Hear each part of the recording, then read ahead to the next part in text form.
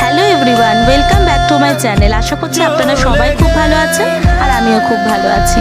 যেদিনের ব্লগটা শেয়ার করছিলাম সেদিন ছিল উইকেন্ড, শনিবার। আমরা হঠাৎই ঠিক করলাম আমরা দীঘায় যাব। তো আমরা গাড়ি নিয়ে বেরিয়ে পড়লাম দীঘার উদ্দেশ্যে। সকাল সকালে বেরিয়েছিলাম, রাস্তা খুবই ফাঁকা ছিল আর ওয়েদারটাও খুবই ভালো ছিল। এবারে দীঘায় যাওয়ার মেন উদ্দেশ্য হলো দীঘার জগন্নাথ ধাম দর্শন।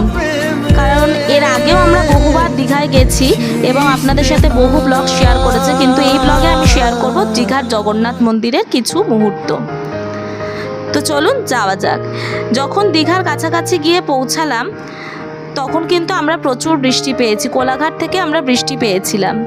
কোলাঘাটে আমরা কিছুক্ষণ দাঁড়িয়েছিলাম, ওখানে ব্রেকফাস্ট সেরে আবার চলে গেছিলাম দীঘার উদ্দেশ্যে।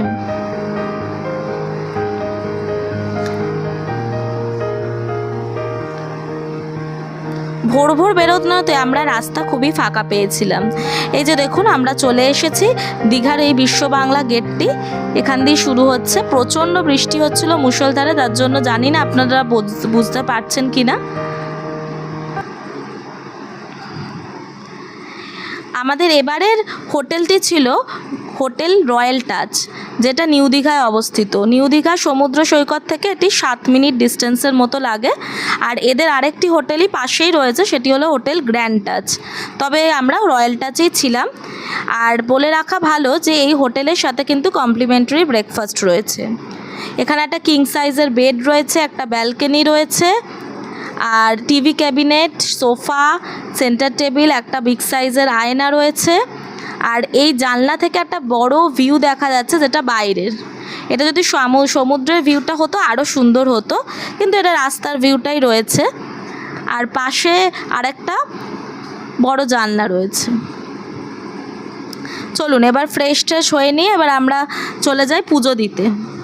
তো পুজো দেওয়ার আগে আপনাদেরকে দেখিয়ে দিই, এই হোটেলের মেন আকর্ষণ হলো এই সুইমিং পুল। এখানে একটা জাকুসিও আছে। আর এই সুইমিং পুলটা দুটো হোটেলের ঠিক মিডিলে অবস্থিত।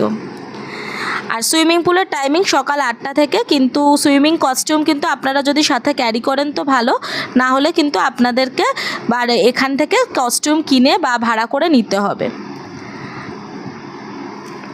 আমরা যেহেতু খুব একটু দেরি করে পৌঁছেছিলাম, সেজন্য আমরা তাড়াতাড়ি রেডি হয়ে চলে এসেছিলাম মন্দিরে পুজো দিতে। আর মন্দিরে পুজো দেওয়ার জন্য আপনাদের যে গেট দিয়ে ঢুকতে হবে সেটি হলো 6 নম্বর গেট। ওখানে কিন্তু গাড়ি পার্কিংয়ের ব্যবস্থাও রয়েছে। আর 6 নম্বর গেট ছাড়া অন্যান্য গেট দিয়ে যদি ঢুকেন তাহলে সেখানে কিন্তু আপনি পুজো দিতে পারবেন না, পুজোর ডালিও পাবেন না। এখানে পুজোর ডালি শুরু হচ্ছে মোটামুটি 50 টাকা থেকে, এছাড়া 100 টাকারও ডালি রয়েছে। আর এই ডালিতে কিন্তু ফুল টুল কিছু নেই, শুধুমাত্রই মিষ্টি, সন্দেশ এসবই রয়েছে। তো চলুন ভিতরে যাওয়া যাক। এই মন্দিরে পুরী মন্দিরের মতোই 4টি বড় বড় গেট রয়েছে। আপনি যে কোনো গেট দিয়ে প্রবেশ করতে পারেন।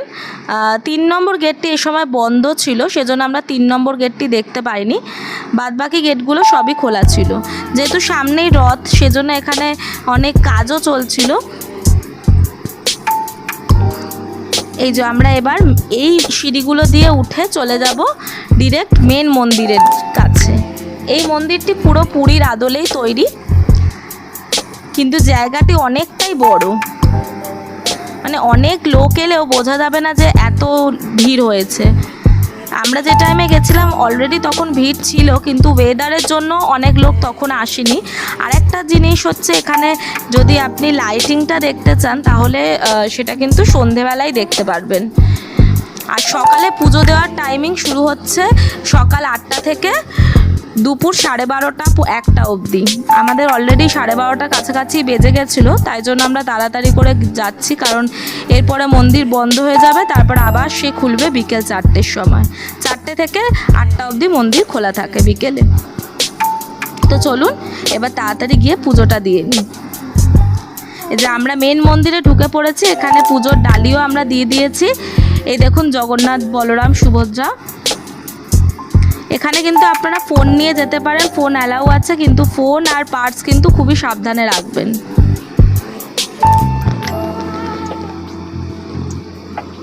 মেন মন্দির থেকে বেরিয়ে এবার আমরা অন্যান্য মন্দিরের কাছে গিয়ে একটু ছবি তুলব, ভিডিও শ্যুট করব, তারপরে আমরা লাঞ্চের জন্য যাব। যেহেতু সকাল থেকে অনেকক্ষণ ঘোরা হয়ে গেছে, আবার একটু লাঞ্চ করে রেস্ট নিয়ে তারপরে আবার বিকেলবেলা বেরোবো। তো চলুন যাওয়া যাক পার্কিংয়ে। এখানে কিন্তু পার্কিং চার্জ এখনও অবধি শুরু হয়নি, তবে আশা করছি এর পরে হয়তো পার্কিং চার্জ লাগতে পারে।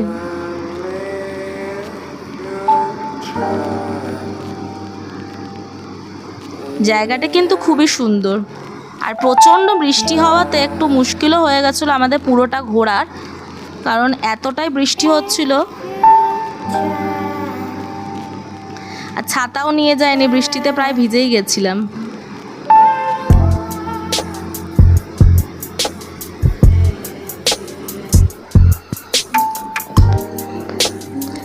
তো চলুন এবার পার্কিংয়ের কাছে যাওয়া যাক।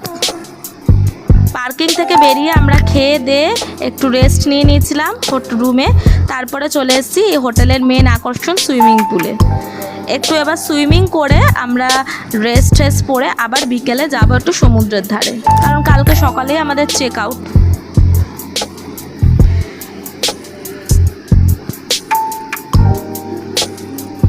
সুইমিংয়ের করা হয়ে গেছে, এবার আমরা রেডি হয়ে বেরোচ্ছি বিকেলে সমুদ্রের ধারে। এখান থেকে একটা টোটো করেই আমরা চলে যাব।